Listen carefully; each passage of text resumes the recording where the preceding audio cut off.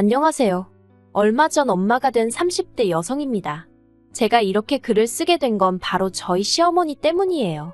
세상이 이렇게 달라졌는데 저희 어머님은 어디 조선시대에서 살다 오신 분인 건지 정말 답답하네요. 지인의 소개로 만난 남편은 재밌는 사람은 아니었어요. 하지만 진중하고 무던한 성격으로 같이 있으면 왜인지 편안하더라고요. 게다가 사람이 예민하지가 않아서 웬만한 건 상대에게 다 맞춰주는 편이었달까요? 지금이야 같이 살아보니 그 성격이 무조건 좋은 것만도 아니라는 걸 알지만 아무튼 그때는 이런 남자라면 평생을 믿고 같이 가정을 꾸리며 살아도 되겠다 싶대요. 그래서 남편이 결혼하자며 프로포즈를 해왔을 때 크게 고민하지 않고 오케이 했지요. 그런데 연애할 때와 달리 결혼 준비를 시작하니까 여러 가지로 신경 쓸 일도 많고 생각지 못한 곳에서 부딪히는 일까지 생기더라고요. 그도 그럴 것이 저희 두 사람의 기분만이 아니라 양가 부모님들의 기분도 그렇고 여러 가지로 신경 쓸 일이 많았거든요.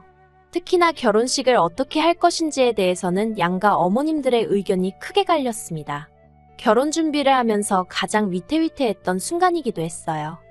일단 저희 친정부모님의 경우 지난 30년 동안 사업체를 운영해 오셨거든요. 그렇다 보니 초대할 하객도 많았고 그 하객들에게 보여지는 모습도 무시할 수가 없었지요. 게다가 자식은 저 하나뿐이었으니 결혼식에 대한 당신들 나름의 기준도 있었습니다. 저도 저 나름대로 여자로서 결혼식에 대한 로망도 있던 게 사실이고요. 하지만 어머님께선 영 내켜하지 않는 눈치셨어요. 사실 당시 저랑 남편은 결혼 비용을 전부 다 반반 부담하기로 이야기가 된 상황이었거든요. 당연히 양가 부모님도 잘 알고 계신 바였고요. 그런데 저희 어머님은 제가 살면서 곁에서 지켜보니 엄청난 짠순이세요.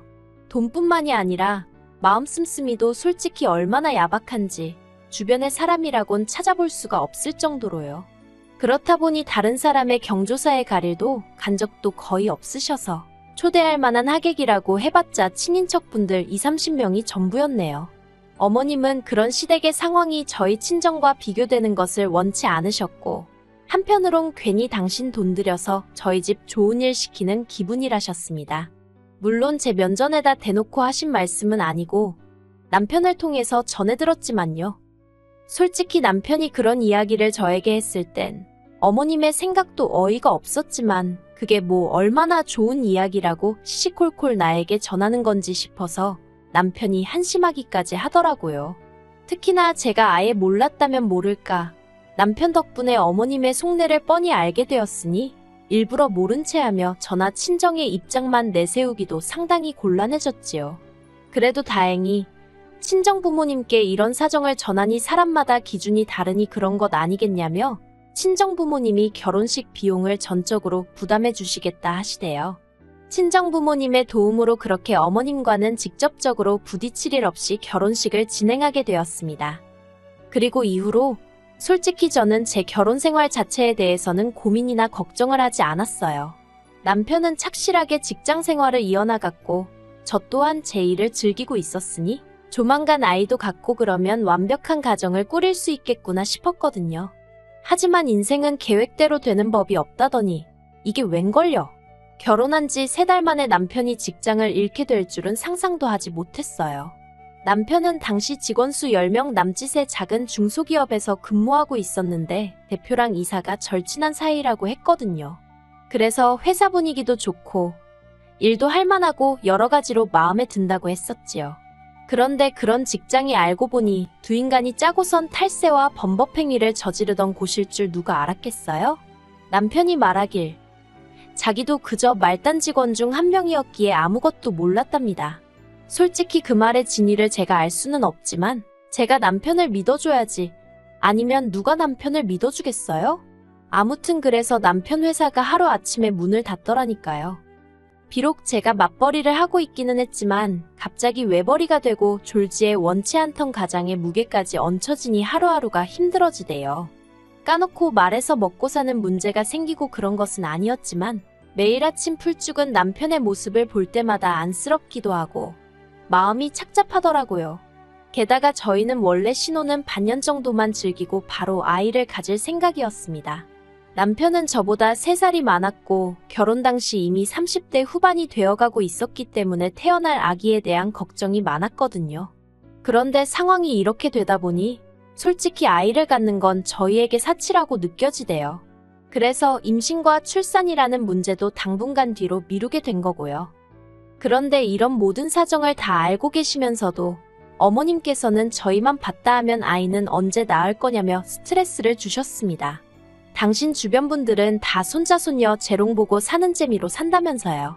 그리고 그런 철없는 어머님의 불평불만을 듣다 못한 제가 결국 한 번은 어머님 떨어 애는 낳아놓기만 하면 알아서 크는 거냐고 따졌어요. 그러자 어머님이 하시는 말씀이 지먹을 수저는 입에 물고 태어난다는 소리도 못 들어봤냐는데 어이가 없었지요. 무슨 화분에 꽃 키우는 것도 아니고 애를 낳아서 먹고 살게만 해주면 되는 건 아니잖아요. 하지만 어머님하고 제가 말싸움을 할 것도 아니고 그래서 그냥 사정이 나아지면 나을 거라고 말씀드렸습니다.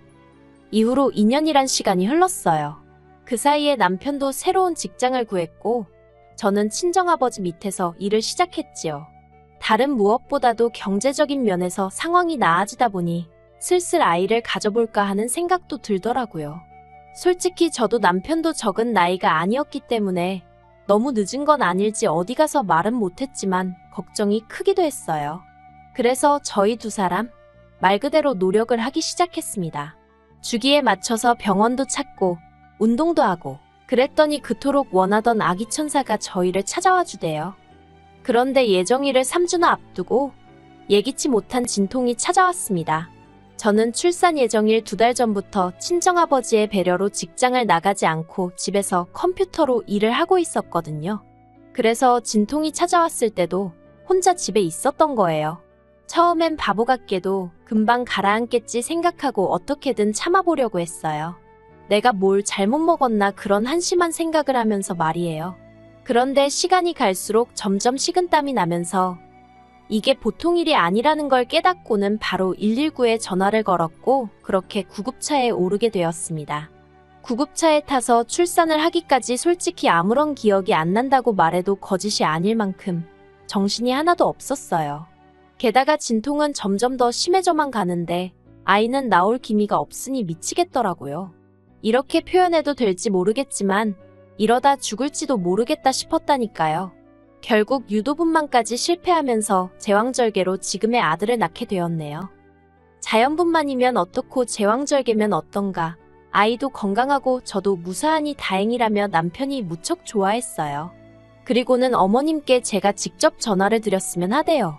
기쁜 소식이니 주인공이 직접 전하는 게 뜻깊을 것 같다고요. 그런데 전 솔직히 어머님과 말 한마디 나눌 기력이 없었거든요. 하지만 남편이 아기로 그런 제안을 한 것이 아니니 싫다고 하기도 좀 그렇대요. 그래서 그냥 좋은 게 좋은 거란 생각으로 어머님께 전화를 드렸습니다.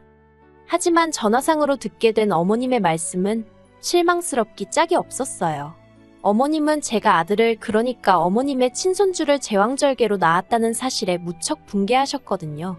제왕절개로 아이를 낳으면 애가 멍청하니 약해 빠졌느니 그 말들이 사실이라고 생각지도 않고 사실도 아니지만 그래도 할머니란 분이 이미 태어난 애와 고생한 며느리를 앞에 두고 그런 식으로 표현을 하신다는 게 참으로 어이가 없더라고요.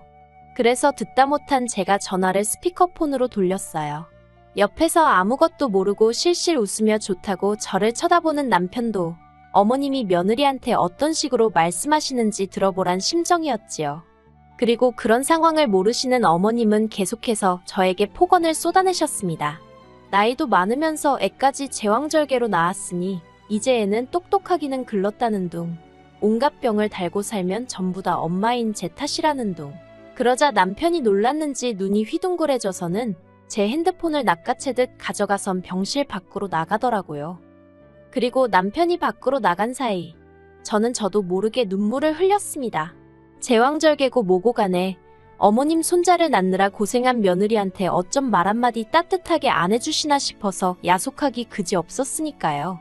평소엔 눈치 없는 남편도 그날은 제 마음을 알아챈 건지 병실로 돌아와서는 미안하다 하대요. 신경 쓸 거 없다고 자기 어머니가 옛날 분이라 잘 모르면서 아무 말이나 하시는 거라면서요. 하지만 그런 남편의 말에도 제 마음이 달래지지 않았던 건 5박 6일에 입원 후 퇴원을 하던 날이었습니다. 계획대로 예약해둔 산후조리원으로 이동을 하려는데 어머님이 올라오셨더라고요. 그런데 어쩐 일인지 화가 나셔도 단단히 나 계셨습니다. 저로서는 영문을 알 수가 없었지요. 당신 손자 낳은 며느리가 입원해 있는 동안 얼굴도 한 번 안 비추시고 괜찮냐 소리 한마디 없으시던 양반이셨으니까요. 오히려 서운해도 제가 서운하고 마음이 상해도 제가 상해야 하는 것 같은데, 그리고 그런 어머님을 보곤 남편도 꽤나 화가 난 눈치였어요. 못하러 오신 거냐며 싫은 소리를 내뱉더라고요.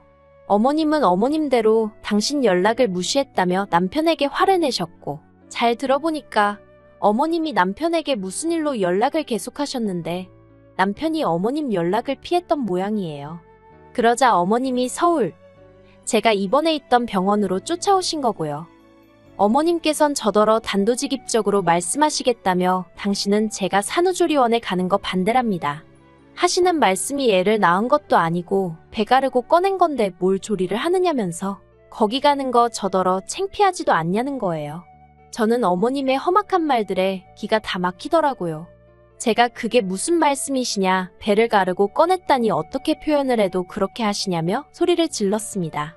그러자 어머님께선 당신이 없는 소리를 한 것도 아니지 않냐며 더 크게 화를 내셨지요. 그리고는 하시는 말씀이 돈 아깝게 산후조리원이니 뭐니 다른 여자들 흉내낼 생각은 하지 말랍니다. 그런 곳은 정상적으로 애 낳은 사람들이나 가서 쉬는 거고, 저는 그런데 갈 자격이 없다면서 양심이 있으면 그냥 집으로 가던지 아니면 친정으로 가라나요. 정말이지 어머님의 말 한마디 한마디가 비수가 되어 제 가슴을 후벼 파는 것만 같았네요. 분해서 화도 나고 눈물도 나고, 그리고 그때였습니다. 지나가던 간호사 몇몇이 상황을 보더니 병실에 와서는 저를 다독여주면서 어머님께는 그런 말씀은 하시는 게 아니라고 한마디 하대요. 제왕절개를 안 했으면 여기 산모분이 어떻게 됐을지도 모른다면서 시어머니가 돼서는 며느리 잘못되길 바라신 건 아니지 않냐고 덧붙이면서요. 그러자 어머님이 못마땅한 표정을 짓더니 의사도 아니고 간호사 주제에 별참견을 다한다는 식으로 막말을 하시는 거예요. 저나 남편은 정말 죄송하고 부끄러운 마음에 간호사들한테 얼굴을 들 수가 없었어요. 한편 그때 간호사들 가운데서도 제일 경력이라던가 오래되어 보이는 간호사가 잔뜩 얼굴을 찌푸리더니 잠시만 기다리란 말을 남기곤 병실을 나갔습니다. 그리곤 이내 제 수술을 집도해 주셨던 의사를 데리고 왔더라고요. 그 의사도 이미 전후 사정을 들었는지 얼굴이 한껏 굳어서는 어머님더러 그런 식으로 산모한테 이야기를 하시는 건 옳지 않다로 시작하여 간호사와 마찬가지로 저를 대신하여 어머님께 화를 내주더라고요. 그렇게 간호사 의사가 드나들며 어머님께 한마디씩 하니 어머님도 민망했는지 얼굴이 벌개져서는 더는 아무 말도 못하고 꿀먹은 사람 마냥 가만히 계시더군요. 하지만 눈빛으론 말 그대로 절 가만두지 않겠다는 식으로 노려보고 계셨어요. 물론 남편이 곧 그 모습을 발견하곤 정말 지겹다며 어머님더러 이럴 거면 연락하지 마시라고 쏘아붙였지만요.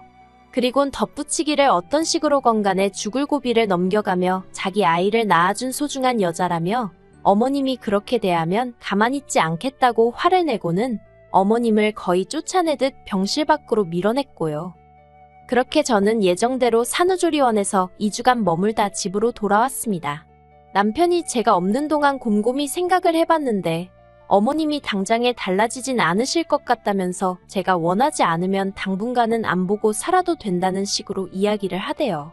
그런 남편에게 전 일단은 몇 번 더 어머님과 만나보고 정하겠다 했어요. 솔직히 저는 제 아들이 저희 부부뿐만 아니라 양가 부모님을 비롯한 친인척들에게도 사랑을 많이 받고 자랐으면 좋겠거든요. 그래서 어머님이 또 다시 제왕절개가 어쩌고 소리만 안 하시면 아예 발길을 끊고 살고 그러진 않을 생각이에요. 하지만 저희 어머님이 달라지실진 잘 모르겠네요. 옛말에 재버릇 개주냐는 소리도 있잖아요. 어머님이 산후조리원에 못 가게 하신 게 단지 제왕절개 때문만은 아니라고 생각해요.